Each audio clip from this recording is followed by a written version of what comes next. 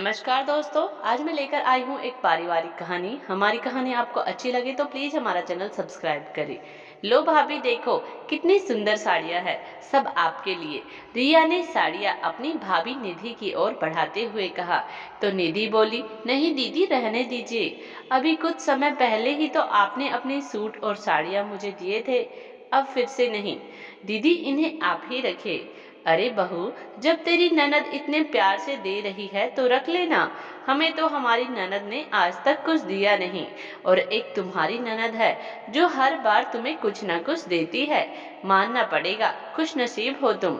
इतना बोलने के बाद रमा जी ने सारी साड़ियाँ उठाकर निधि की गोद में रख दी और निधि उन्हें अलमारी में रखने चल दी। कमरे में आकर निधि सोचने लगी, कुछ तो करना पड़ेगा, वरना दीदी हर बार अपने पुराने सूट और साड़ियाँ ऐसे ही मुझे देती रहेंगी।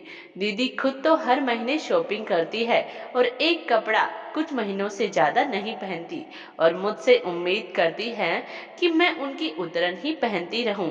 और यह सासू माँ मुझे नए कपड़े भी नहीं खरीदने देती। जब भी शॉपिंग जाने का प्लान बनता है तो कह देती है, जब रिया ने इतने कपड़े दिए हैं तो नए कपड़े लेने की जरूरत क्या आन पड़ी। जब भी किसी फंक्शन में रिया दीदी की साड़ी पहनकर जाती हूँ तो सासू माँ सभी को यह बताना नहीं भूलती थी कि यह साड़ी तो उनकी बेटी की है। फिर मेरे लिए लोगों की सवाल भरी निगाहें जीना मुश्किल हो जाता है। ऐसा कब तक चलेगा। तभी कमरे में निधि का पति रवि आया तो वह उसे बोली, रवि कुछ करो ना, दीदी फिर से अपने पुराने कपड़े मुझे दे गई हैं। हर बार यही होता है, वह अपने कपड़े दे जाती हैं जिस कारण मैं नए कपड़े खरीद नहीं पाती और पुराने कपड़े पहनती हूँ। लोग भी अजीब निगाहों से मुझे देखते हैं, क्योंकि माँ जी सभी को बता देती है कि मैंने रिया दीदी की साड़ी पहनी है। और कई लोगों ने मुझसे सीधे मुंह कह दिया कि जब रवि की तनख्वाह इतनी अच्छी है तो ननद की उतरन क्यों पहनती हो। अब क्या जवाब दूं सभी को। कुछ करो ना आप। देखो निधि, मैं इन सब चक्कर में नहीं पड़ना चाहता, लेकिन बस इतना बोलूंगा कि अगर तुम्हें दीदी के कपड़े नहीं लेने तो सीधे मुंह उन्हें मना कर दो। शायद कुछ दिन तो उन्हें बुरा लगे, लेकिन हमेशा के लिए इन सब से पीछा छूट जाएगा। इतना बोल रवि चला गया। निधि को समझ आ गया कि अब उसे खुद ही कुछ करना होगा, वरना यह सब ऐसे ही चलता रहेगा। सीधे मुंह कुछ बोला तो रिश्तों में कड़वाहट आती है, इसीलिए कुछ ऐसा करना होगा जिससे सामने वाला समझ भी जाए और रिश्तों में प्यार और अपनापन भी बना रहे। निधि ने अलमारी से कुछ साड़ियां निकाली जो वह पहनती नहीं थी और सास के कमरे की ओर चल दी, जहां रिया और उसकी सास बैठकर बातें कर रहे थे। निधि बोली, दीदी आप हर बार अपनी साड़ी सूट मुझे देते हो, इस बार मैंने सोचा मैं भी अपनी पुरानी साड़ियाँ आपको दे दूं।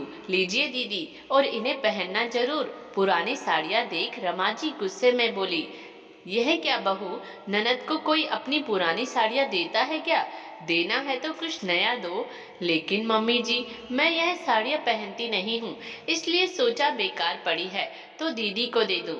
निधि मुस्कुराते हुए बोली, क्या तुम अपनी बेकार चीजें मेरी बेटी को देना चाहती हो।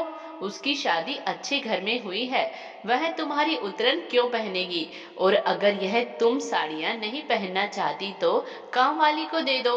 किसी को अपना उतरा हुआ कपड़ा देने से अच्छा है कुछ दिया ही ना जाए, या फिर अपनी उतरन किसी जरूरतमंद को दे दी जाए।